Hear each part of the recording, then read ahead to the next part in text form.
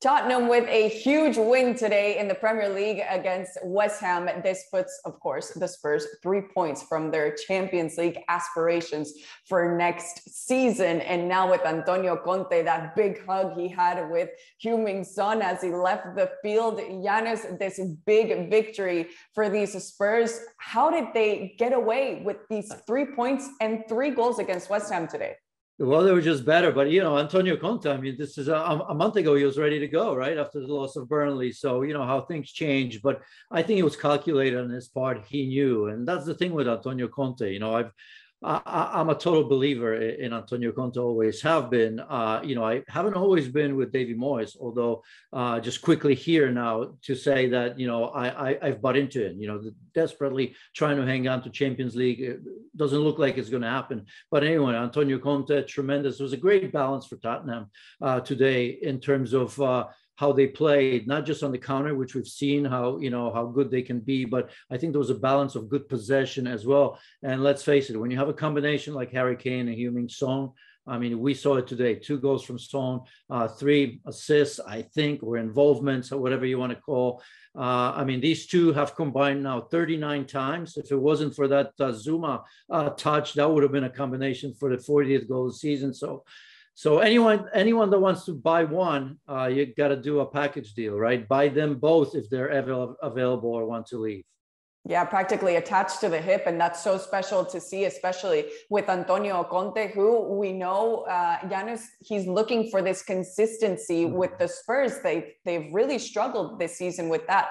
With this game in mind, is this the kind of consistent Spurs Conte wants to see? Well, a couple of things. Yes, the consistency hasn't been there, although now they've won 2 straight, right? Like 3 out of the 4, if memory serves right. I think the only loss was that 3-2 to Manchester United.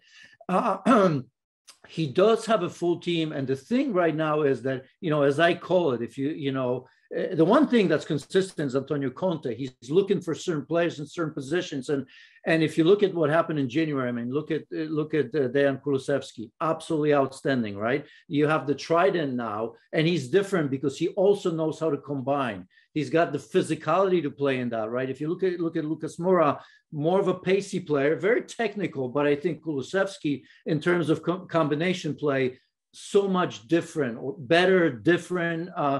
So I think they're benefiting from that, but even more so, right? Because we concentrate on these 3. I think one of the key movements or the build up for Antonio Conte is Bentancur.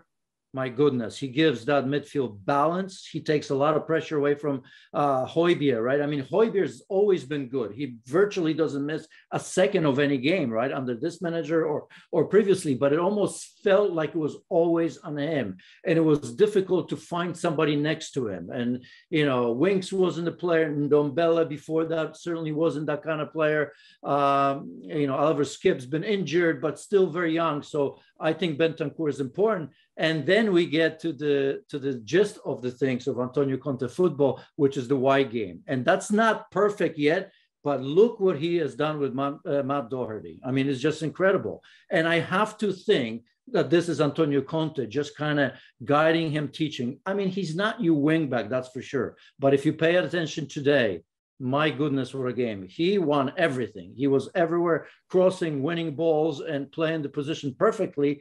Even though it doesn't seem that it suits him, right? On the other side, Reguilón's been good. Sessegnon, he's been tried. I don't think that process for Antonio Conte in terms of wingbacks is done just yet. But we're kind of starting to see that being put together. And kind of seeing that Antonio Conte, after a few months, really trying to get used to this Spurs team. Now, I want to move on to what West Ham lacked today, and we see it reflected in this 3-1, but is that really a fair judgment on what West Ham tried to do today against the Spurs, Janusz? No, and, it's almost, because it sounds like an easy excuse to go to for people like you and I, right? That they've been a little bit tired, but they did, they didn't have that extra bite, did they? Small squad. Davy Moyes doesn't use a lot of the players, right? So you look at against Sevilla, which is a massive win for them. They're in the quarters right now against Olympique Lyonnais. 120 minutes plus whatever it was on Thursday. because they were in the game. They had their looks early on. You know, when they scored that first goal, you said to yourself, yeah, maybe, but couple of things. You know, Michael Antonio, I think 1 goal in last 11, you know, or something like that. You need your striker to score. And he had 2 very, very good looks at critical time of the game. Remember, it was 1-0. Almost 30 seconds later, I think he had that chance. Not an easy one because the angle wasn't maybe best, but I think he needs to put that away. And certainly in the second half, again, to go level when he had that inside foot on the far post, I think he's got to put that away. So when you have such a small squad, and let's not forget Jared Bowen. I mean, how much they need him, and not just for numbers, obviously, but for his energy, very much, you know, especially in the wide areas. But we've seen him play as number 9 when Michael Antonio was injured or unavailable. And you saw even Michael Antonio coming off rather early today, right? In the second half. Yarmolenko, what a story, in particular because of this situation that Ukraine's in, scoring in the last 2 games, very important goals. But I mean, again, a big ask for him. So it is a small squad. And if your key player, key striker is not firing, you're going to pay the price for that. And I think West Ham are, in terms of at least that Champions League spot.